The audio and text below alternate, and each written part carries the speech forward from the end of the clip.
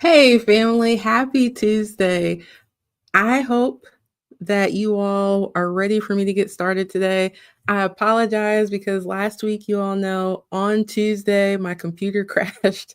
So I was late and I was on my phone. We are back in action this week with the proper setup and everything.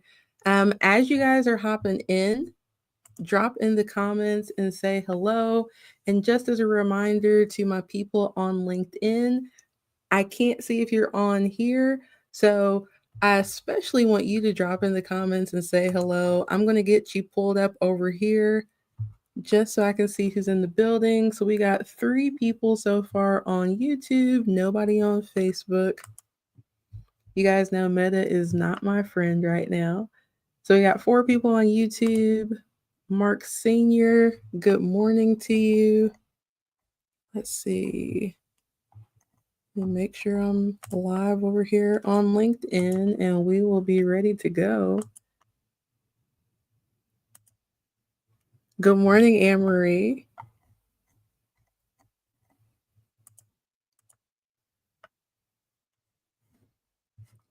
So I have a special guest, so I want to make sure that I respect you all's time and his as well.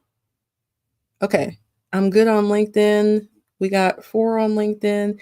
You all make sure that you give StreamYard permission for us to see your comments and leave them down below. So today's topic is going to be interesting because it's not something that we think of right off the top of our heads as enrolled agents that we can do. But before I get into that topic, if you're new to me and this channel, my name is Timolyn Bowens and I am America's favorite EA. I'm also the owner of Bowens Tax Solutions, which is a virtual firm based in Louisville, Kentucky, and we specialize in tax representation for clients who owe $100,000 or more and can't pay in full, or if you are actively being levied or audited.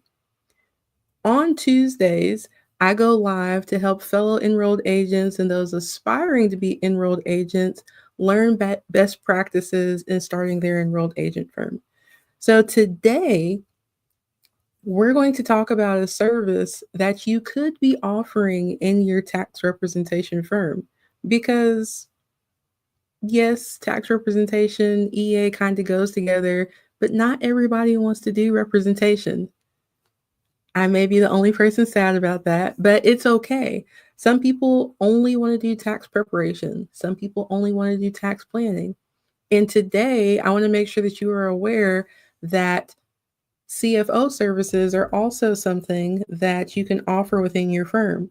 So it's funny how things work. You all know, I want to say maybe 3 months ago, I was on the platform Earmark and I did a podcast, stream, class, however you want to word it, for that platform about tax representation.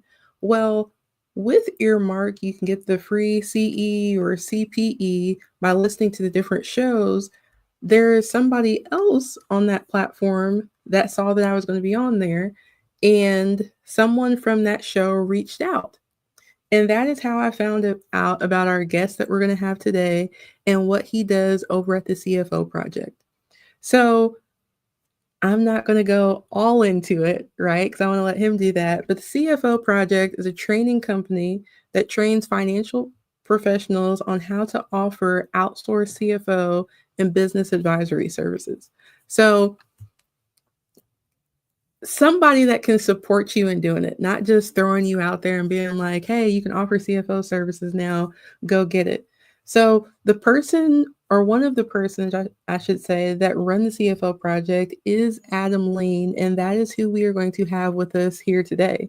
So Adam is a former accountant turned 2-time entrepreneur, which means he probably doesn't like to sleep either, right? Who has built, scaled, and sold 2 businesses.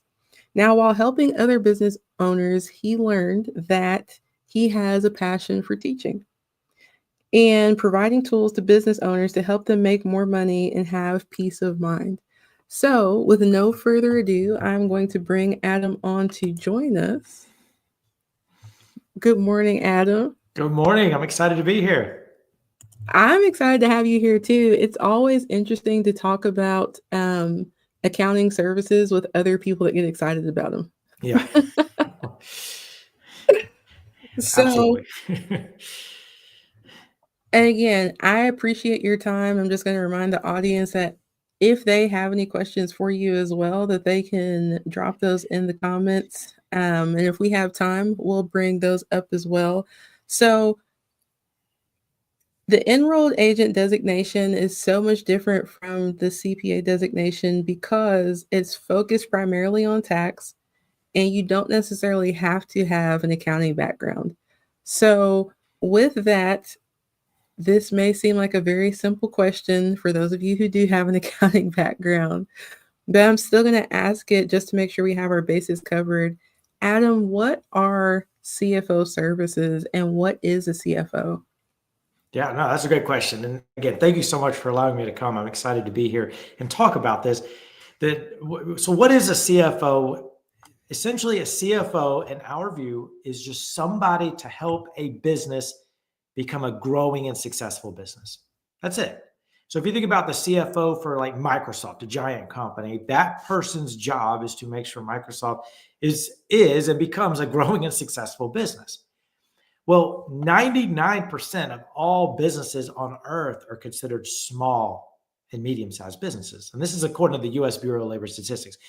So Microsoft represents just 1% of all businesses. So that means 99% of all businesses are small. Guess what? They don't usually have somebody that can help them do what a CFO does, which is to have a growing and successful business. So they need somebody, but they can't afford Microsoft CFO. So they need something. So who in the business owners' lives can they turn to provide something like a CFO advisor, somebody that can help them have a growing, successful business?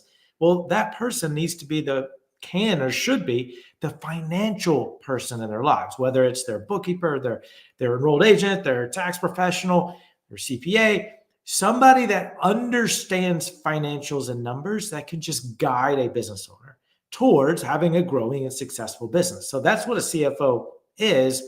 And by the way, business owners need CFO services, but more importantly, they crave somebody that they can trust to just tell them what to do so that they can have a growing successful business. And that's what they want. And that's why they hire somebody like all of us, CFO advisors. Okay. So it's interesting that you say that. And I think people who are starting out, and this may be their first busy season, Yeah, that we establish CFO services are a service different from tax preparation and bookkeeping. Because, like you said, I think a lot of small business owners, they crave that person to direct them and yeah, they just assume their financial person is going to handle it all without realizing that it's a specialization. totally. And I think to make it clear, we as professionals who own our own business, whether you offer tax or accounting or bookkeeping, it doesn't matter. We all own a business. And every service or every product that we offer is just another revenue stream. If you think about like McDonald's, I mean, they sell hamburgers, but they also sell beverages. They also sell coffee products. They're so though all three of those are very different revenue streams that they can offer, and that's how I think we need to think of it. Tax representation services is one revenue stream. Tax preparation is another revenue stream. CFO advisory service is another revenue stream. Bookkeeping could be another revenue stream. All of these things can be added. The commonality is that McDonald's, the same audience, typically wants all three of the revenue streams. And that's the same with us. If business owners could use all of your revenue streams or part of your revenue streams, let's say you have tax prep, you have business owner clients, they need tax prep and CFO advisory. Some of your tax representation clients may not if they don't own businesses, but if they own a business, then they definitely need CFO advisors, especially if they need tax representation. They need CFO advisors because they need somebody to help them have a successful business. And the thing that I think that separates CFO advisory services from all the other revenue streams is that this is the one service that will help them have a better future. Think Mhm. about an average bookkeeper. a bookkeeper's or tax preparation, somebody that prepares that files the taxes. Those two positions, those two services record the past. And it's a needed job, but their job is to record the past accurately. It has to happen. But we found time and time again that business owners would pay way more for somebody to help them guarantee a better future rather than just recording the past. Because business owners know that taxes and bookkeeping is a necessary evil, but they would and they're not, so they're not going to pay a lot for it. That's why it's considered a commoditized service. But if they will pay for somebody that can say, look, I will do your bookkeeping and your taxes, no problem. But my main goal, what really excites me, is to help my clients have a better future, which means you'll have more money from your business. You won't be working as many hours, and it'll be a more valuable business. If you sell it one day, it'll be worth a whole lot more. That's a message that they can rally around. Yeah, absolutely. And again, people want that. We just have to realize what it is and actually craft that skill to get better. Totally. So, again, for my people brand spanking new, maybe you just found out what an EA is and you're studying for the exam. Some of the different services that we've talked about, Adam mentioned tax preparation. That is not proactive, it's a necessary evil. Everybody that made a dollar has to file their tax return. Um, and it's not something that people look forward to, especially not business owners, right? Because if you're getting a refund, you probably didn't make any money in your business, or you got some other sketchy stuff coming along and you're going to need me for representation later. Then we have the tax planning, which would go in hand with the CFO services because you're using historical data to help the client predict and forecast what the future is going to be, to help them be in control of what's going on in their business. And then you have the people who end up in tax trouble who need tax representation, which is what I do, where I negotiate and I speak on their behalf. So, with that, what I hear you saying, Adam, is it's not that those services aren't necessary, they're not good, but what a good CFO is going to do is use the information that's provided from all of those services to help the business owner have a better outcome. Yeah, I mean, essentially, the whole point, the whole reason why a business owner will hire a CFO advisor is just to be somebody that can guide them towards having a Mhm. successful business. Now, I keep using the word successful, but we define successful business in two ways. The first way is however the client defines success. I mean, some clients define success, and not every business owner is motivated by money necessarily. A lot of people start their business because they want control over their time, or they just want control over what they do. You know, I had a client one time that was a large, it, it was a pretty large business, about 5 million in annual revenue. He just wanted to be able to have control over his time so he could travel and do mission work throughout the year. But he couldn't do that because he was tied to his business. So he needed to be able to generate more cash flow to be able to hire somebody that could take over his daily operations so he could go travel. That's what he was motivated by. But I had another client that was motivated by being able to leave a business down to his kids and being able to pay off the kids' college fund. The point is, one definition of success is whatever the client defines as success. The second definition of success is what we as the financial professional define success, which is a successful business is one that is generating positive cash flow on a regular basis. That is literally the only definition of success, is to be able to a business that can generate positive cash flow on a regular basis. Every business in the history of time would still be alive today if they were able to generate positive cash flow. And if cash flow will pay for, having adequate cash will literally cover every single struggle that a business owner is facing. If they don't have a service or product that their customers want, having cash will allow them to pivot and to develop new products. If they don't have an adequate talent or enough staff or enough inventory, equipment, or supplies, cash will be able to afford all that. So that is the thing that a CFO advisor will help them do, is generate positive cash flow on a regular basis. That's our North Star. And so the whole point of hiring somebody, of a business owner hiring somebody, is to help them them accomplish their definition of success, and help the business accomplish our definition of success, which is having a adequate cash flow. So going back to your question, we will fail at our jobs if we can't get a client to take action. Mm-hmm. So in other words, a lot of CFOs or people who think they're advisors, or fractional CFOs, will go into businesses where a lot of accountants I've seen, or bookkeepers, do this. They'll go to a client and say, all right, here's your financials. Here's your P&L, your balance sheet, statement of cash flows. Let's go through them, or let's go through your tax return. And they think of that as advisory services. Honestly, the clients couldn't care less. They don't want to have to understand those reports, because those are accounting reports or tax reports, but they do want to understand what they mean. So that's what they want you to do. They want you to understand those reports for them, and then just come to them and say, this is what it means, and here are the specific things you need to do to have a growing, successful business. And that's it. And how do we know if it's working or not? Well, we can see, do they have consistent cash flow coming in? Yes or no? And that is, we could literally see that because it's in the bank account. Yeah, absolutely. So with that, and like I said, I like being on here with people that are passionate about their sphere of accounting.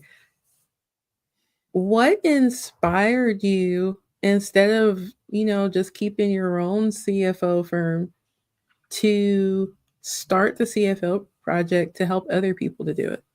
Yeah, that's a very good question. We actually my business partner and I formed a CFO firm several years ago, and we got to capacity. We just couldn't take on any more clients.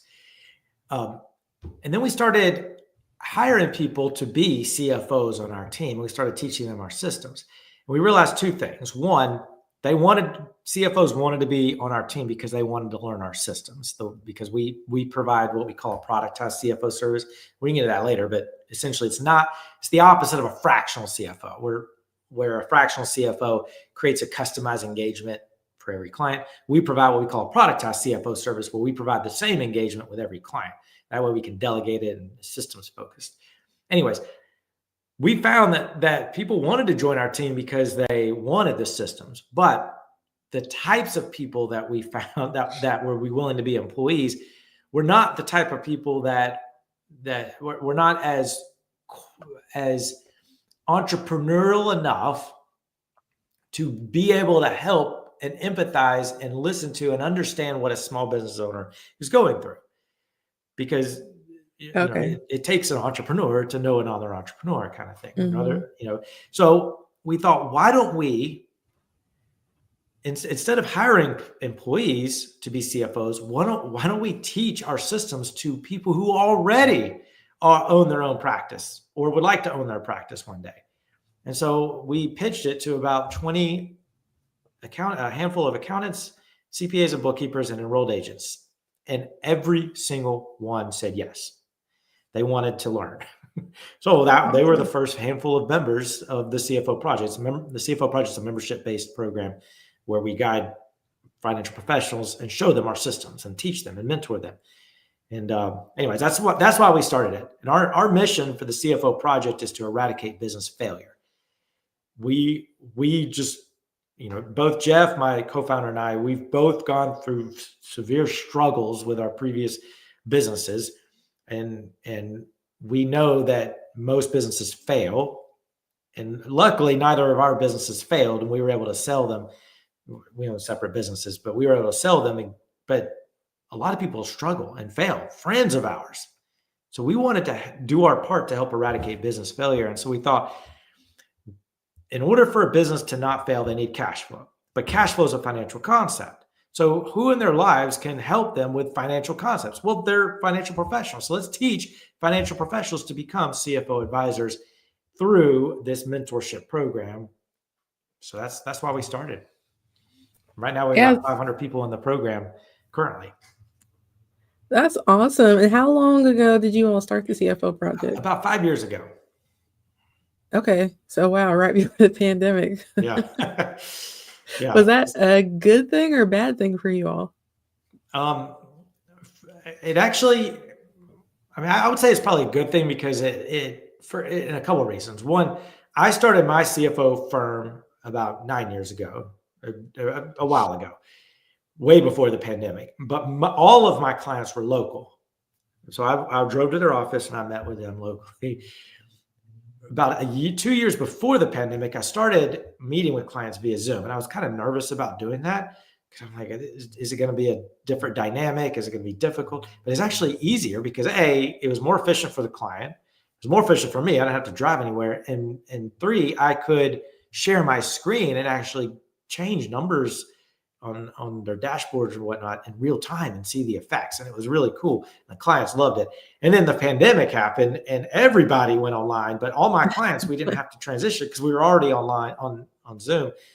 But now probably 60% of our members in the CFO project meet with their clients virtually, which means if you live in a town of 2,000 people, you don't have to worry about not getting enough clients because you have the whole world as your target audience. Yeah, pandemic was good times for me. I had started my firm, but I didn't go full time until my daughter started kindergarten, which was fall of 2019. Oh, But wow. I was already virtual. So my business blew up because other people weren't and Yeah. they couldn't adjust to it. So I was just curious with that, how it worked. So I like the background story of why you started the CFO project. And kudos to you all on year 5. Oh, thanks. But it's kind of like it's maybe a bad comparison, but I think the tax pro people on here will remember during the pandemic when everybody was popping up to do PPP applications. Mm-hmm. Like that's kind of how CFO services like learning them is now.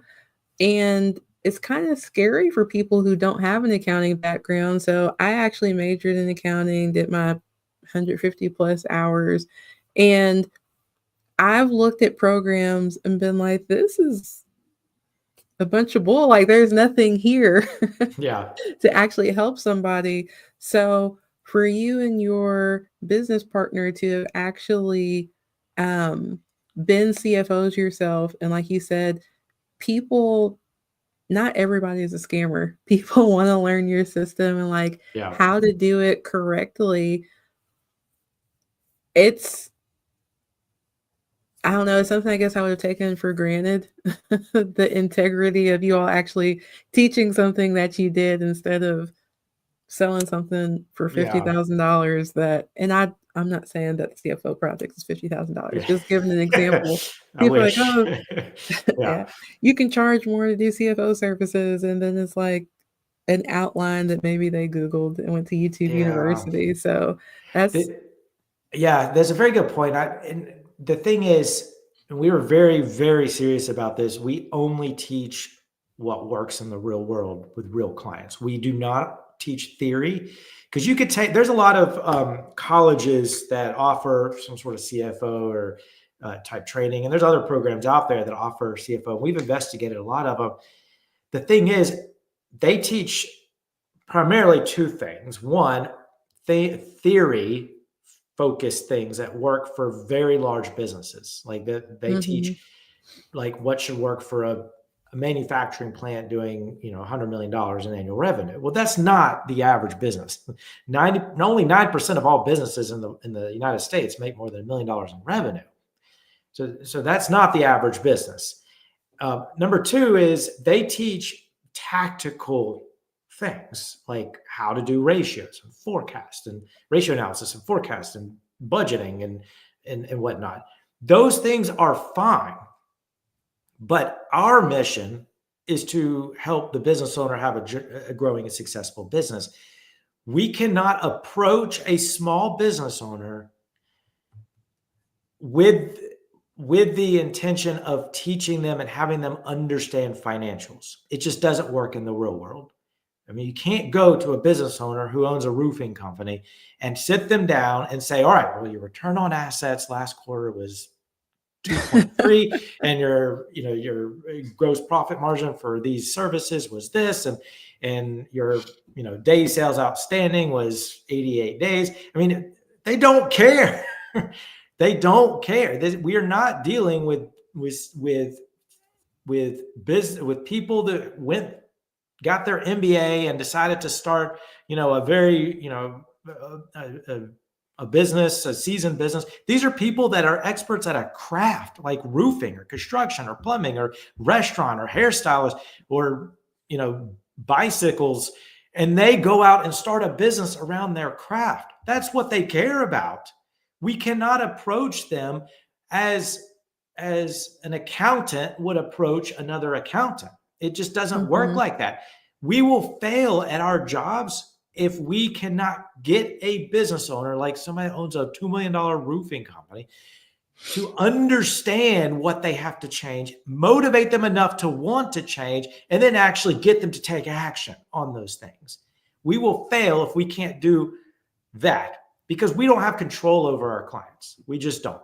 And I could tell you from personal experience that what does not work is sitting down with clients and going over and pouring over numbers and financials and ratios and showing them this fancy app that you hooked up to their QuickBooks. And I mean, it just doesn't work in the real world. And I think that's our difference, is that we teach what really works, because you can't keep a client if you don't keep them engaged. Nobody wants to sit with a financial professional on a regular basis and just pour over numbers, as much as I don't want to go sit with my dentist once a month and have him tell me all the technicality dentistry jargon about my teeth. Just tell me what I need to do. That's it. I want to spend as least amount of time with you as possible. But a business owner will sit down with somebody who talks like a human, that is clear and understandable and has empathy and really cares about them and their business. That is what will get a business owner to hire you. And that is what will get a business owner to keep you around. And honestly, even if you're not helping them generate consistent positive cash flow, even if you're not helping them do that, they will keep you around, in our experience, because they value somebody that they can trust to be their guide, their confidant, their sounding board. Somebody to ask, hey, my salesperson quit. What can I do? Should I hire somebody else? What can I afford them? Should I raise my prices? Can I buy this truck that I really want? I think I made a mistake. Who else in the average business owner's lives can they ask these questions to? Who? They can't talk to their employees because they're their employees. They can't talk to their friends because their friends may not be business people. And even though they care, they just probably won't be able to give good advice. They can't bring home more baggage to their spouse. Who? They need somebody. The average business coach and consultant out there is usually focused on a specific skill, like leadership or life coaching or sales coaching. And most business coaches that we've found are not able to understand how their advice connects to cash flow, which is the only thing that matters. So who else? That's why financial professionals are one of the best people to guide business owners. It's just we cannot approach a business owner as an accountant or as a financial person, because they don't want that. So we have to approach them differently. We have to be very pragmatic and practical in our approach. And that's our difference. I love that, because you all that watch regularly, even if you're catching the replay, me and Adam did not talk about that question prior to it. So one of the things that I say, Adam, is when we're working with our client, even when we are marketing or talking to prospects, we have to not talk like we're talking to other accountants, because they're not impressed by that. That Right. makes us Right. not human. I call it taxonese. Like, why are you talking way up here Yeah. to a hairstylist who really just wants to know, like, do I need to raise my prices? Right. Like, Right. do I Well, need to change my merchant services? Like, they don't care about all the technical jargon. Like, it's our job to yeah, translate that in a way that they can understand and make the best totally. decisions. I had this client, this lady that bought a hair salon from her. She rented a booth at the hair salon. The guy that owned it wanted to sell it. She bought the whole thing. And it was a pretty large hair salon. They had like 20 different seats and they rented them out. Anyways, I asked her point blank, what do you think is the number one problem preventing this business from growing? and I was hoping she'd say something, around, I don't think we're charging enough, or we need better, hairstylists that can have a higher retention rate. She told me that the number one thing preventing her business from growing is she needs some better seats, better salon chairs. And it's like, that's just a case in point. These are people that don't that they just want. She just wants her business to succeed. She just wants to do her, what she loves, which is the hairstyling. And she needs somebody that just can guide her to do that without making her feel dumb or insecure or scared. She just wants somebody that can be her friend, her guide, her confidant, that can just help her. Yeah, I totally agree. So we are fluctuating on YouTube between 9 and 12 right now, fluctuating over here on LinkedIn. I don't know if you guys are just as intrigued as I am and you just think it's really good, so you're being quiet today. But will you just drop in the comments and say, hey, just so I know who's actually here and that you guys can hear me? Because I don't have any comments on LinkedIn. And I know on my side it was freezing up a little bit. So if you guys can just let me know you hear me and Adam, a thumbs up, what have you, would be cool. Um, so Adam, my next question was going to be why the CFO project, but I think you pretty much answered that.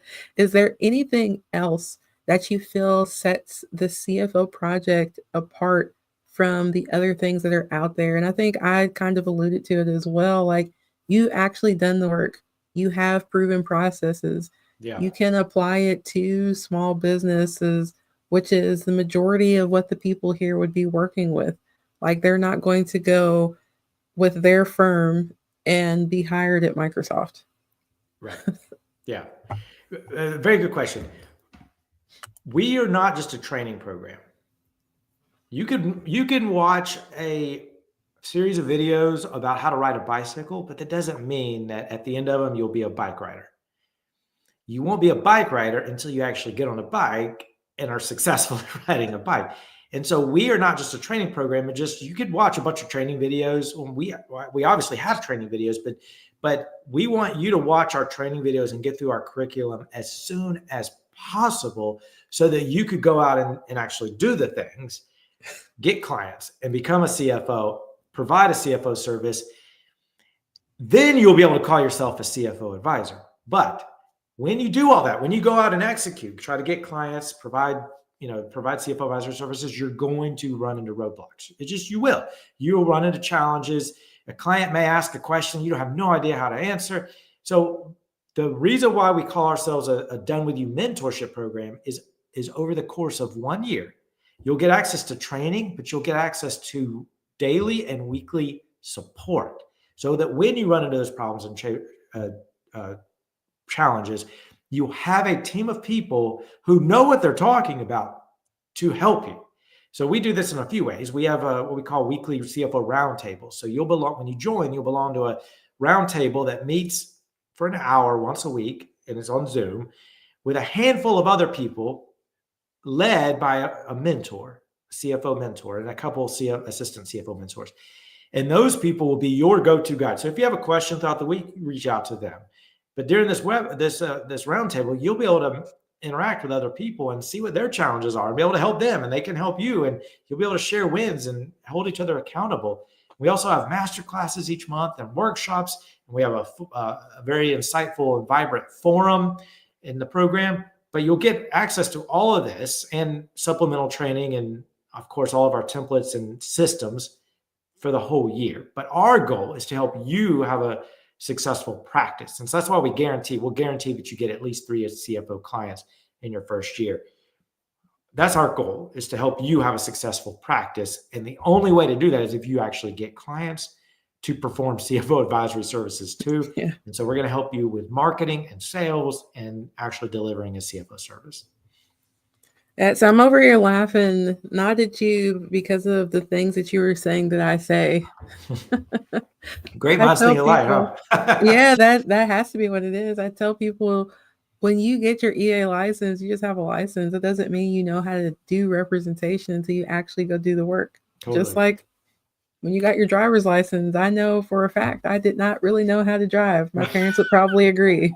I That's just funny. passed the test. Yeah. So we did have some people pop in that gave the thumbs up, so they can hear us. Carlos asked, "How long does it take to become certified?" Yeah, so that's a good question. We have a certified CFO module in our program. And so it takes on average about 4 months for somebody to become certified. And the idea is that to become certified, you have to go through the training and you have to attend a certain number of master classes and roundtables. And then you have to actually get at least one CFO advisory client. And that takes on average about 4 hours per month. Some people do it. I mean, we've had people do it within a month. But the idea is that we don't want you to become certified just so you'll have all this knowledge. We want you to become certified Mhm. so that you have a new revenue stream coming in, whether you upsell existing accounting or tax or bookkeeping clients to CFO services, or you go out and find new clients. You know, if you just get one client, the average member in our program charges about $2,000 per month per client, which means if you just get one client and keep them for a year, that's $24,000 in revenue from just one client. I mean, imagine if you had 10 clients, it's $240,000 from just 10 CFO advisory clients, and we're guaranteeing that you get three. So that's how long it takes to get certified. Cool. And I've had people say like, "Oh my goodness, like I don't know if I could offer like monthly services to 10 people." And I'm like, these are the same people that want to do like 500 tax returns in Right. 3.5 months. Right. It Totally. when you have systems in place and procedures, 10 clients a month is not bad. No, I had 17 at the height of my CFO firm. I could have taken on more. So I guess going back, and you kind of talked about this, just not specifically for enrolled agents. This partnership with the CFO project is 1 year. You mentioned the master classes, the roundtables for people that may not have an accounting background. So certain maybe bookkeepers or enrolled agents. How does the CFO project support them?